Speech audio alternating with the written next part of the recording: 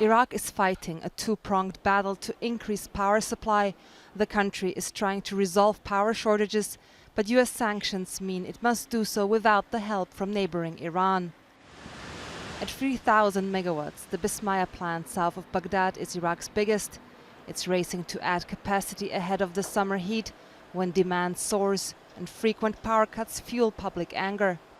Construction has been delayed by the coronavirus pandemic, just the latest in a series of crises that have complicated the government's efforts. The challenge was that hit us was first was the protests in October last year, in 2019, and then the fact that the government was forced to resign.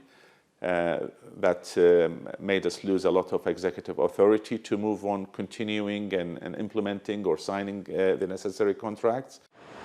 Iraq is also under increasing pressure from the US to wean itself off of Iranian electricity and gas imports, which account for 25% of its power supply during peak times.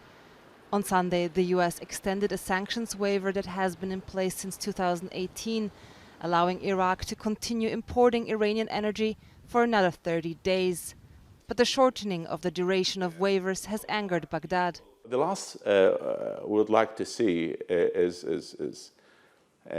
bullying or threatening. We need support instead. We need 3 to 4 years under normal circumstances with sufficient fund and enough timeline and full executive authority to deliver the needful and basically building up the capacity to achieve that energy independence. Iraq is the world's fourth largest oil producer, but its gas capture capacity remains limited. This power plant relies entirely on Iranian gas to generate electricity. If that gas can no longer be imported, it might need to use fuel instead, which is much more costly and less efficient. To avoid having to resort to domestic supplies of diesel, Iraq is working on developing its capacity to produce gas.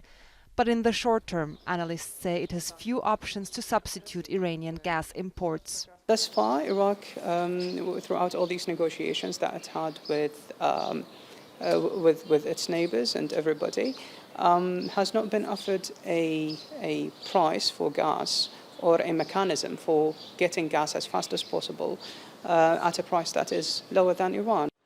Increasing supply will only solve part of Iraq's electricity problems. Proposals to remove electricity subsidies so as to cover production costs and regulate demand have faced political opposition, and over half of supply is lost through poor distribution and theft. With or without Iranian energy, power cuts are likely to remain a frequent reality for many Iraqis. Simona Fultin, Al Jazeera, Baghdad.